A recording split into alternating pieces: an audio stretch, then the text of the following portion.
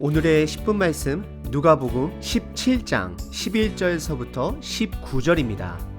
전 본문에서는 예수님을 향하여 제자들이 믿음을 더해달라 요청을 했습니다. 그리고 예수님께서는 믿음은 작은 겨자씨만 할지라도 놀라운 일을 할 수 있음을 가르치시고, 믿음은 크기나 사이즈로 무언가를 이룰 수 있는 것이 아니라 이미 그들 가운데 있는 작은 믿음을 끝까지 종의 자세로 순종함으로 그들의 믿음을 통해 하나님의 일을 할 수 있음을 분명하게 가르치셨습니다. 예수님께서는 이어서 오늘 본문 10명의 나병 환자 이야기를 통해 믿음에 대해 추가적으로 가르침을 주시고 있습니다. 이 이야기는 최소한 한두 번 정도는 들어봤던 10명의 나병 환자들이 예수님으로부터 고침을 받고 그중 이스라엘 사람이 아닌 사마리안 한 사람만 돌아와 예수님께 영광과 감사를 돌린 이야기입니다. 우선 오늘 본문을 살펴보기에 앞서 누가복음에서 나왔던 이방인의 두 가지 이야기를 기억하시길 바랍니다.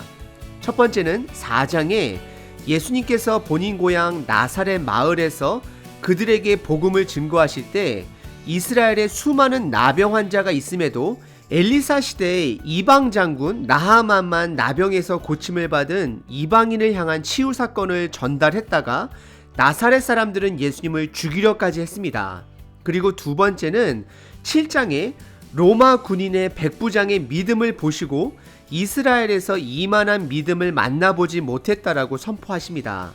이 대표적인 두 이야기는 이스라엘 백성들은 예수님을 통해 구원을 보지 못함을 누가복음은 계속해서 말하고 있습니다. 오늘 본문도 10명의 나병 환자 중 9명이 이스라엘 사람들은 병이 나았지만 구원을 받지 못하고 이방인 한 사람 사마리아인만 구원을 받은 사건입니다. 혹시 오늘 본문이 교회 생활을, 종교 생활을 열심히 하는 우리들과 같은 9명의 사람들에게 말씀하는 것은 아닌지 우리 자신 스스로를 돌아보는 시간이 필요합니다.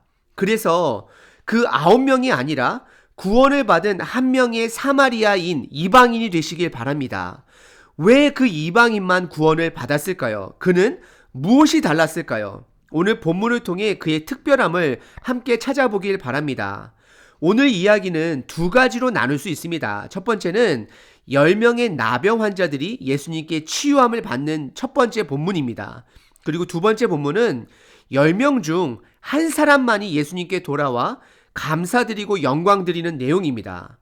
오늘 본문의 첫 번째 부분과 두 번째 부분을 함께 비교하며 살펴보도록 하겠습니다. 우선 오늘 본문의 배경은 11절입니다. 예수님은 예루살렘으로 가시는 길, 즉 복음을 이루기 위해 십자가를 향하며 가시는 길이었습니다. 그리고 이방인 땅 사마리아와 갈릴리 사이를 지나간다라고 성경은 말하고 있습니다. 이것은 지금 예수님께서 지나가는 곳이 유대인들과 이방인의 경계 지역이므로 이방인들과 이스라엘들 사이에 긴장감이 있는 곳임을 말해주고 있습니다. 하지만 12절에 10명의 나병 환자를 만나게 됩니다. 이들 중 9은 이스라엘 사람이고 1명은 이방인 사마리아인이었습니다. 이들은 서로의 고통을 이해하기 때문에 인종차별 없이 서로를 의지하며 함께 살았던 것으로 보여집니다.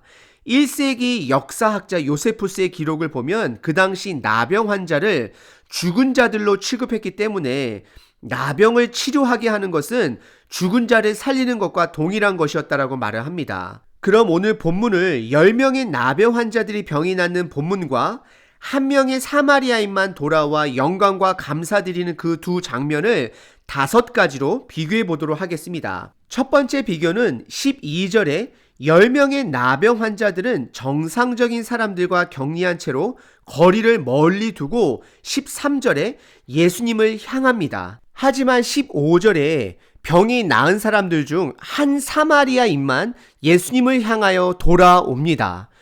10사람이 예수님께 온 것과 한 사람만이 다시 예수님께 온 것을 성경은 대조적으로 보여줍니다. 그리고 두 번째 비교는 12절에 10명의 나병 환자들이 그 당시 격리 문화에 따라 예수님과 거리를 두고 이야기를 합니다. 하지만 16절에 치유함을 받고 감사하여 돌아온 사마리아인은 예수님 발 아래까지 다가가 엎드렸다라고 성경은 말합니다. 이것은 한 사람만이 예수님과 거리적으로 가까워진 것은 성경을 말하고 영적으로도 가까워졌음을 말하고 있습니다. 그리고 세 번째 비교는 13절에 10명의 나병 환자가 큰 소리로 예수님께 자비를 간청합니다. 하지만 15절에 한 사람만 돌아와 큰 소리로 하나님께 영광과 예수님께 감사를 표시합니다. 이것은 9사람은 치유에만 집중한 모습이고 한 사람만 치유자 되신 예수님께 집중한 것을 대조하고 있습니다. 그리고 네 번째 비교는 14절에 예수님께서 10명의 나병 환자들을 불쌍히 여기시고 그들의 질병뿐만 아니라 사회적 관계도 회복시키고자 그 당시 나병 환자의 완치 판정을 할 수 있는 지역 제사장에게 가서 그들의 깨끗하게 나은 몸을 보이라 말씀하면서 10명을 보냅니다. 하지만 19절에 감사하기 위해 돌아온 한 사람을 내 믿음이 너를 구원하였다 말씀하며 그를 보내십니다. 9사람은 육체적 질병만 치유함을 받고 보냄을 받았고 한 사람만 구원을 받고 보냄받는 사건을 누가는 비교하고 있습니다. 그리고 마지막 5번째 비교는 결국 10명의 나병 환자가 병에서 나았지만 그 중에 한 사람만 구원받았음을 성경은 우리에게 뚜렷이 보여주고 있습니다.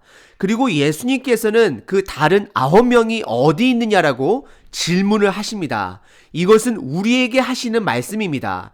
여러분들은 저는 어디에 계신가요? 우리는 오늘 10명의 나병 환자 치유 사건을 통해 3가지 생각해 볼 점들을 발견할 수 있습니다. 첫 번째는 어떤 면에서는 병의 치유와 구원은 관계가 없다라는 것입니다.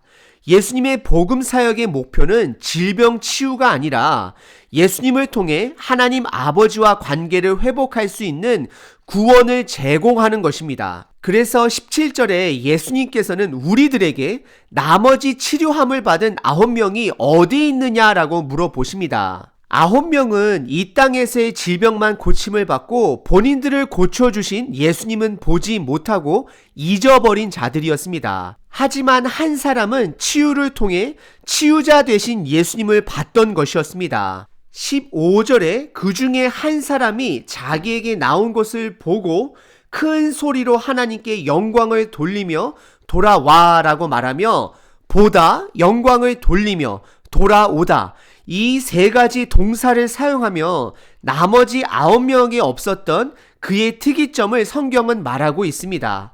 저와 여러분들은 이 땅에서 우리가 받은 축복에만 관심을 갖고 예수님을 잊어버리는 자들이 아니라 나를 축복해 주시는 예수님을 볼 수 있고 찬양하고 감사함으로 돌아오는 자, 즉 반응하는 자가 되어야 합니다. 그리고 두 번째 생각해 볼 점은 왜 9명은 예수님을 기억하지 못하고 감사하지 못했을까요?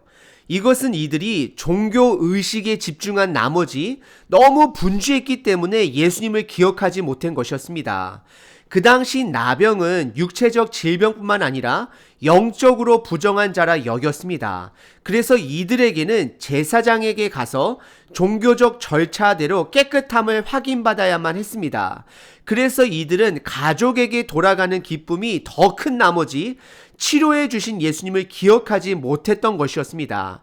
하지만 사마리아인은 제사장에게 먼저 가지 않고 가는 길에 본인이 병 나음을 확인하고 예수님께 돌아왔다라고 성경은 말합니다.